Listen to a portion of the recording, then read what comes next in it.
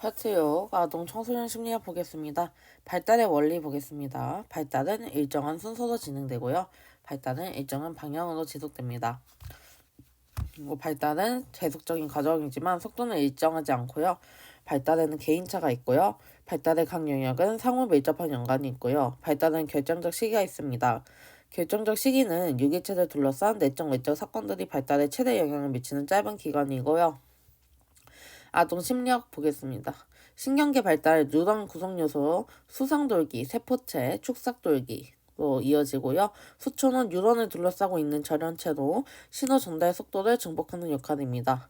수초하는 마리집이 축상을 뒤덮는 과정이고요. 시냅스 가지치기는 이제 불필요한 시냅스를 제거하고 약화시키고 나이가 들면서 정보 소비 속도가 빨라지는 거죠. 뇌의 가소성은 후천적 경험이나 환경에 따라 뇌의 기능이 변화하는 것으로 환경으로부터 전달되는 정보 변화에 적응하기 위해 뇌의 특정 영역에 부여된 기능들이 뇌의 다른 영역으로 활동될 수 있습니다.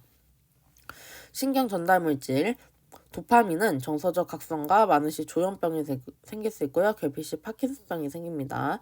노르에피네프린은 스트레스 반응하는 거고요. 위험인식 및 집중력과 관련이 있어요. GABA는 억제성 신경 절단 물질로 불안장애 치료에 도움이 되고요. 엔돌핀은 쾌감 및 통증 강소와 관련돼 있어요. 아세틸콜린은 학습 기억, 근육 움직임, 결핍 시에 알츠하이머 생길 수 있고요. 글루타메이트는 흥분성 신경 전달 물질로 기억과 통증 지각과 관련돼 있습니다. 세로토닌은 기본 수면 섭식 관련이 있고요. 우울증은 세로토닌 제어스 억제제로 처방하죠. 모노아민은 도파민, 세로토닌, 노르에피네프린, 에피네프린이 합쳐진 겁니다. 교감신경계는 도전적, 위협적인 상황을 대항하기 위해 신체를 준비한 거고요. 부교감신경계는 신체가 안정상태로 돌아오도록 도와주는 역할입니다. 제네피질의 영역이 있죠. 전두엽은 추정적 사고, 그리고 운동 계획 기억하고요. 두정엽은 체감각 정보 처리, 측두엽은 청각과 언어, 후두엽은 시각 정보 처리, 전전두피질은 앞쪽 위치에 피질이 있고요. 고차원적 인지 기능이 있고요. 시상하부는 체온, 배고픔, 갈증 등 승전 관련이 있고요. 자율신경계와 내분비선 통제예요. 뇌하수체는 스트레스 호르몬 소화 있고요. 변형계는 동기정서 학습 기억 있고요. 기저핵은 의도적 행동합니다. 거울 뉴런은 특정한 행동을 수행하거나 관찰할 때 활성화되는 뉴런이고요. 해마는 새로운 기억을 형성하고 편도체는 정서 기억을 형성하고 공격성이 있어요. 뇌의 가소성은 환경에 효율적으로 적용할 수 있도록 경험에 의해서 뇌의 기능을 변화시키는 능력입니다. 피아제 인지 발달 이론 볼게요. 도식은 정보를 조직화, 해석하는 능력이고요. 동화는 기본 조식을 이용해서 새로운 자극을 이해하는 겁니다. 조절은 기준 조식을 이제 새로운 정보에 맞게 수정하는 거고요. 평형화는 환경정보 기존 도식 차이를 없애 인지적 불균형을 해소합니다. 인지 발달 단계 순서는요. 감각운동기, 전조작기, 구체적 조작기, 형식적 조작기입니다. 대상 영속성은 물체가 눈에 보이지 않아도 계속 존재한다는 것을 알고 있는 거고요. 전조작기는 언어가 급격히 발달하지만 아직 논리적인 조작은 불가능해요. 인권론적 사고, 모랄론적 사고, 상징적 사고, 자기중심적 사고, 중심화, 전환적 추론이 있어요. 상징적 사고는 사물이나 사건의 상징을 사용해서 사고하고 표상하는 것이고요. 지연 모방과 상징놀이가 있어요. 이건 문제 해결 속도 빨라지고 시행착오가 감소합니다. 구체적 조작기는 논리적 사고, 정신적 조작, 체계적인 사고가 가능해지지만 추상적 사고는 아직 어려워요. 보존 개념 있고 서열화 유목화, 조망 수용 능력, 공간적 추론, 전위적 추론, 탈중심화 특징을 가지고 있고요. 형식적 조작기의 특징적 사고는 이상주의적 사고, 체계 조합적 사고, 추상적 추론, 가설 영역적 사고, 명제적 사고, 반성적 추성화, 자기중심성이 있습니다. 엘킨드의 자기중심성은 상상적 청중과 개인적 우화가 있죠. 다음 비고츠키의 사회문화적 인지이론입니다. 근접 발달 영역은 실제적 발달 수준과 잠재적 발달 수준의 차이고요. 비계 설정은 스스로 문제를 해결할 수 있도록 성인이나 유능한 또래가 도움을 제공하는 것입니다. 사적 언어 문제 해결 도구로서 올바르게 하고 있다는 확신을 주는 기잡이 역할이고요. 어려운 과제에서 더 많은 도움이 필요로 해요. 그리고 유도된 참여는 성인이나 또래의 상호작용에 참여하여 사회화하는 과정입니다. 네, 그래서 피아제와 비고츠키 비교를 해보자면 아동에 대한 관점은 피아제는 능동적 참여자, 비고츠키는 사회적 존재, 지식 구성 방법은 피아제는 스스로 경험을 통해 비고츠키는 사회문화적 맥락, 언어 특징은 피아제는 자기중심적 언어, 비고츠키 사적 언어, 학습 인지발달 순서는 인지발달 학습, 피아제는 그리고 비고츠키는 학습이 인지발달, 그리고 인지발달 단계는 아동이 유사하다고 했고 비고츠키는 아동마다 다르다고 했습니다. 정보 처리 이론. 정보 처리 과정은 부호와 저장 인출로 이루어지고요. 중복 파장 이론은 아동들은 다양한 전략을 가지고 있고 나이가 들수록 더 성공적인 전략을 선택한다는 것입니다. 언어 발달을 볼게요. 촘스키는 이제 언어 습득 장치, 인간은 언어를 습득하고 처리하는 장치를 선천적으로 갖고 태어난다고 했고요. 보편 문법, 모든 언어에는 무유사한 규칙이 있다고 했습니다. 브루너는 언어 습득 지원 체계, 아동 대상 합법했고요. 영아기에는 과잉 확장, 과잉 축소, 신속 대응, 제약, 정보식 언어, 어의 폭발이 일어난다고 했고요. 아동 초기에는 과잉 규칙과 기능에 의해 평균 발화율이 증가했고요. 아동 중기는 풍자, 은유, 참조적 의사소통, 그리고 상상적 친구가 있고요. 부독하는 언어이해 정상, 상처를 어렵고, 베르니케는 언어 구사 가능, 의미 없는 말 구사한다고 했어요. 사회인지 발달에서 마음이론은 타인도 의도와 바람, 믿음, 감정과 같은 다양한 정신 상태를 가지고 있고 그에 따라 행동한다는 것을 이해하는 것이에요. 마음이론을 확인하는 방법 틀린 믿음 과제랑 내용 교체 과제, 위치 이동 과제 이런 게 있고요. 틀린 믿음 과제는 타인이 자신과 다른 믿음을 가질 수 있고 자신이 아는 것을 타인이 모를 수 있다는 사실을 확인하는 것이에요. 틀린 믿음 과제의 제한점은 언어가 미숙한 아동의 실시가 어렵고요. 실제 상황에 적용이 어려워요. 2차선이 마음이론은 제3자를 생각하는 타인의 심적 상태를 이해하는 능력이에요.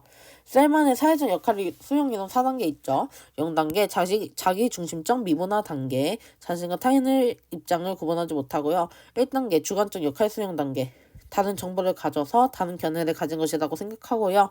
2단계 상호적 역할 수용 단계, 같은 정보가 있어도 다른 견해를 가진다는 것을 이해하지만 여러 견해를 동시에 고려하지 못하고요. 3단계 제3자적 역할 수용 단계, 제3자 입장에서 두 사람의 관계를 바라볼 수 있고 동시에 고려할 수 있고요. 4단계 사회 간섭적 역할 수용 단계, 모든 사람이 공유할 수 있는 사회적 간섭적, 법적, 도덕적 관점에 복합적 역할 수용이 필요하다는 것을 깨닫게 됩니다. 엘킨드가 제시한 청소년기 특징인데요. 자신이 강한 몰두로 타인과 자신의 조망을 구분하지 못하는 것입니다. 자아중심성의 특징은 상상적 관중, 개인적 우화 있고요. 극복 방법은 상상적 관중은 인지능력 발달로 사라지고요. 개인적 우화는 사회적 상호작용으로 사라집니다.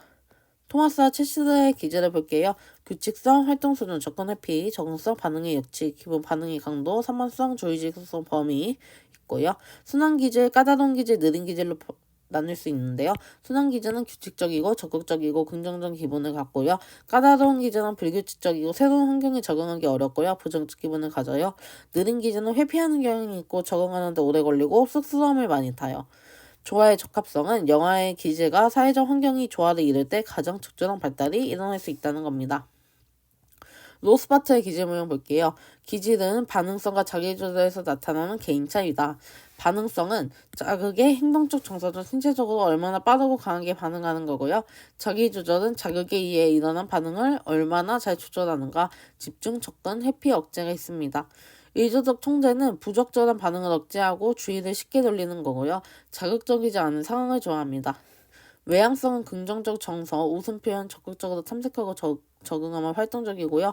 부정적 정서성은 수줍음, 두려움, 분노, 짜증, 슬픔 등의 정서를 포함하며 가벼운 자극에 불쾌감을 경험합니다. 다음 에인서스의 애착 유형인데요. 안정애착, 불안정, 저항애착, 불안정, 회피애착, 혼란애착으로 나뉩니다.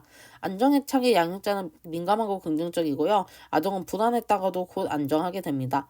불안정, 저항애착의 양육자는 비일관적이고요. 아동은 스트레스를 받고 양가적인 반응을 보입니다. 불안정, 회피애착의 양육자는 무관심하고요. 아동도 무반응합니다. 혼란 애착의 양육자는 무시 학대하고요. 아동은 많은 스트레스를 받아서 무서운 존재로 인식합니다. 볼비의 내적 작동 모델 볼게요. 1차 양육자와의 상호작용, 자신, 타인 둘 간의 관계에 인지적 표상을 형성하는 것이고요. 자신에 대한 내적 작동 모델, 타인에 대한 내적 작동 모델에 대한 이제 자기의 내적 작동 모델을 가지게 되는 거죠. 자신은 이제 아동이 스스로 가치 있고 매력적이고 유능하다고 느끼면 되고요. 타인은 주 양육자에 대해 민감성에 대한 아동의 기대가 있으면 됩니다. 다음 콜버그의 도덕성 발달에는 볼게요. 1수준은 전 인수성 도덕성이고요. 이제 처벌과 복종지향, 도구적 상대주의 지향이 있어요. 2수준은 인수적 도덕성이고요. 사회 규범 이해하고 객관적 관점을 고려할 수 있어요. 대의관계 조화 지향, 법과 질서 지향이 있고요.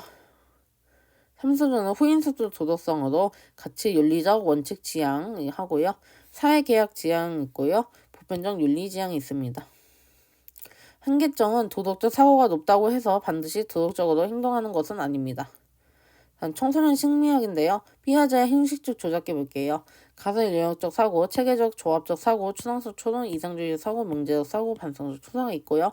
엘킨드의 자기중심성, 상사적 청중, 개인적 우화 있고요.